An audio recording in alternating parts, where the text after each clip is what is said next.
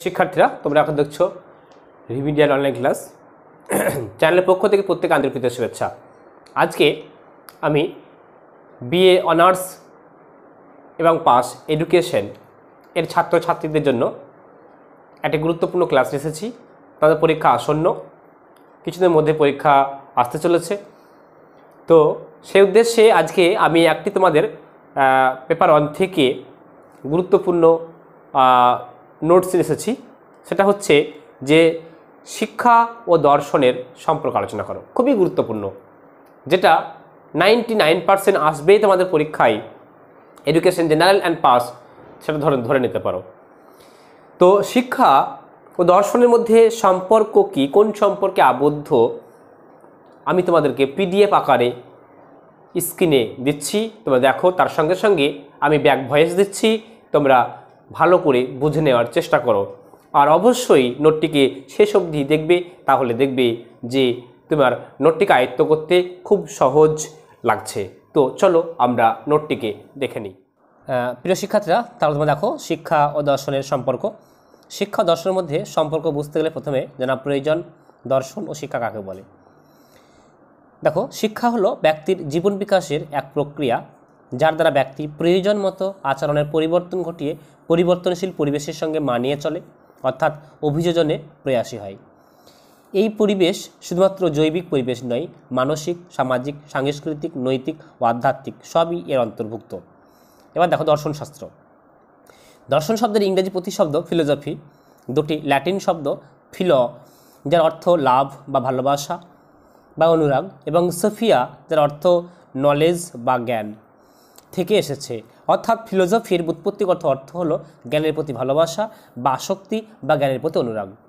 শিক্ষাবিদ রেমন্ড এর মতে যে ব্যক্তি সব রকম জ্ঞানের প্রতি আসক্তি আছে, অর্থাৎ যার জ্ঞান পিপাসা কখনো পরিতৃপ্ত হয় না, তিনিই হলেন প্রকৃত দার্শনিক। জীবনের মূল উৎস ও উদ্দেশ্যকে খুঁজে বের করাই হলো দর্শনের কাজ। প্রত্যক্ষ অভিজ্ঞতার বিশ্লেষণই দর্শনের কৌশলের ভিত্তি। যে কোনো একক ঘটনা তাৎপর্য নয়, বিভিন্ন ঘটনার মধ্যে পারস্পরিক সম্পর্ক নির্ণয়ের মাধ্যমে তাদের সম্পর্ক একটি সাধারণ সিদ্ধান্ত উপনীত হওয়া দর্শনের কাজ। সক্রেটিসের মতে সত্যের সন্ধান ও সত্যের প্রত্যক্ষ উপলব্ধি হলো দর্শন। জীবনের প্রয়োজন থেকেই দর্শনের জন্ম। জীবন কি, যেন উৎস কোথায়, পরিণতি বা কী, এইভাবে জীবন সম্পর্কে প্রশ্ন মানুষের বহুদিনের। দর্শনের মধ্যে এই প্রশ্নগুলির উত্তর নিহিত আছে। দর্শন জীবনের মৌলিক নীতিগুলি নির্ধারণের চেষ্টা করে। মানুষের জীবন অভিজ্ঞতা থেকে সামঞ্জস্যপূর্ণ আলোচনার পরিপ্রেক্ষিতে জীবনের প্রকৃত অর্থ অন্বেষণই হলো দর্শনের লক্ষ্য। এবার দেখো দর্শন, শিক্ষা ও দর্শনের সম্পর্ক, relation between education and philosophy. উপরে উল্লেখিত দর্শন ও শিক্ষার অর্থ বিশ্লেষণ করলে দেখা যায় দর্শন স্থির করতে পারে শিক্ষার উদ্দেশ্য। শিক্ষা হলো দর্শনের গতিশীল দিক।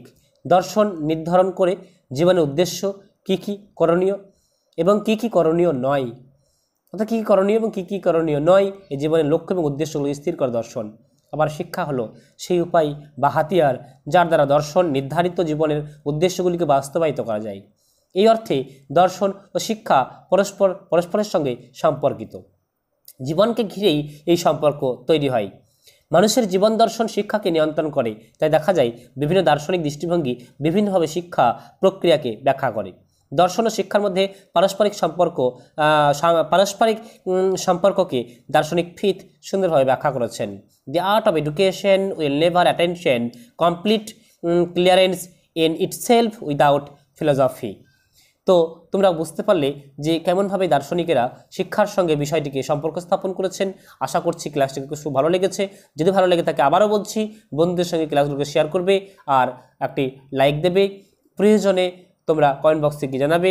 এই রকম ধরনের নিত্য প্রয়োজনীয় ক্লাসগুলোকে আমরা তাহলে অবশ্যই তোমাদের সুবিধার্থে দিতে থাকবো। Thank you everybody, best of lakh.